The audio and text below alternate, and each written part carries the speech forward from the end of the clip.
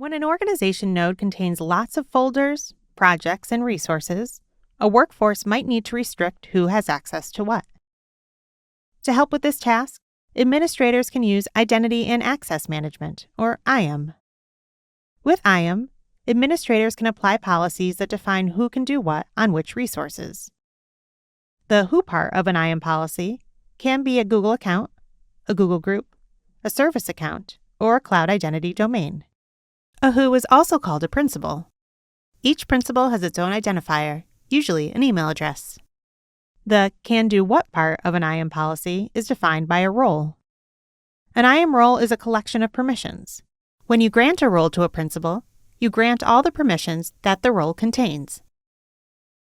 For example, to manage virtual machine instances in a project, you must be able to create, delete, start, stop, and change virtual machines. So these permissions are grouped into a role to make them easier to understand and easier to manage. When a principal is given a role on a specific element of the resource hierarchy, the resulting policy applies to both the chosen element and all the elements below it in the hierarchy. You can define deny rules that prevent certain principals from using certain permissions, regardless of the roles they're granted. This is because IAM always checks relevant deny policies before checking relevant allow policies. Deny policies, like allow policies, are inherited through the resource hierarchy. There are 3 kinds of roles in IAM: basic, predefined, and custom. The first role type is basic. Basic roles are quite broad in scope. When applied to a Google Cloud project, they affect all resources in that project. Basic roles include owner, editor, viewer, and billing administrator. Let's look at these basic roles in a bit more detail. Project viewers can access resources but can't make changes. Project editors can access and make changes to a resource. And project owners can also access and make changes to a resource. In addition, project owners can manage the associated roles and permissions and set up billing. Often, companies want someone to control the billing for a project but not be able to change the resources in the project. This is possible through a billing administrator role. A word of caution: if several people are working together on a project that contains sensitive data, basic roles are probably too broad. Fortunately, IAM provides other ways to assign permissions that are more specifically tailored to meet the needs of typical job roles. This brings us to the second type of role: predefined roles. Specific Google Cloud services offer sets of predefined roles, and they even define where those roles can be applied. Let's look at Compute Engine, for example, a Google Cloud product that offers virtual machines as a service. With Compute Engine, you can apply specific predefined roles, such as instance admin, to Compute Engine resources in a given project, a given folder, or an entire organization. This then allows whoever has these roles to perform a specific set of defined actions. But what if you need to assign a role that has even more specific permissions? That's when you'd use a custom role. Many companies use a least privilege model in which each person in your organization is given the minimal amount of privilege needed to do their job. So, for example, maybe you want to define an instance operator role to allow some users to stop and start Compute Engine virtual machines, but not reconfigure them.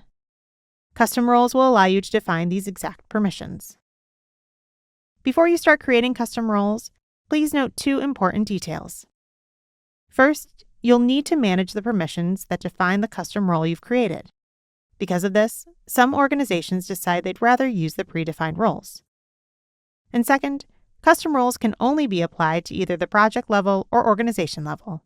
They can't be applied to the folder level.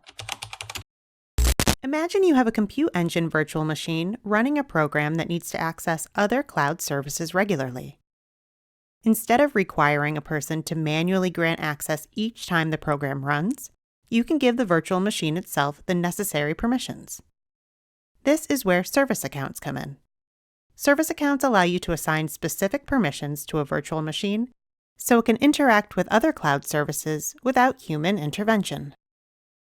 Let's say you have an application running in a virtual machine that needs to store data in cloud storage, but you don't want anyone on the internet to have access to that data. just that particular virtual machine. You can create a service account to authenticate that VM to cloud storage. Service accounts are named with an email address, but instead of passwords, they use cryptographic keys to access resources.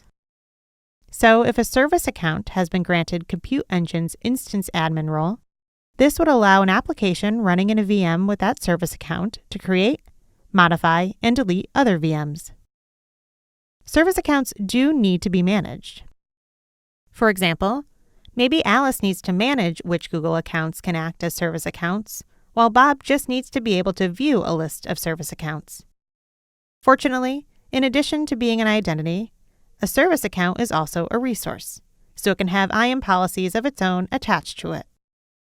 This means that Alice can have the editor role on a service account, and Bob can have the viewer role. This is just like granting roles for any other Google Cloud resource. When new Google Cloud customers start using the platform, it's common to log into the Google Cloud Console with a Gmail account and then use Google Groups to collaborate with teammates who are in similar roles. Although this approach is easy to start with, it can present challenges later because the team's identities are not centrally managed. This can be problematic if, for example, someone leaves the organization. With this setup, there's no easy way to immediately remove a user's access to the team's cloud resources. With a tool called Cloud Identity, organizations can define policies and manage their users and groups using the Google Admin Console. Admins can log in and manage Google Cloud resources using the same usernames and passwords they already use in existing Active Directory or LDAP systems. Using Cloud Identity also means that when someone leaves an organization, an administrator can use the Google Admin Console to disable their account and remove them from groups. Cloud Identity is available in a free edition and also in a premium edition that provides capabilities to manage mobile devices. If you're a Google Cloud customer who is also a Google Workspace customer, this functionality is already available to you in the Google Admin Console.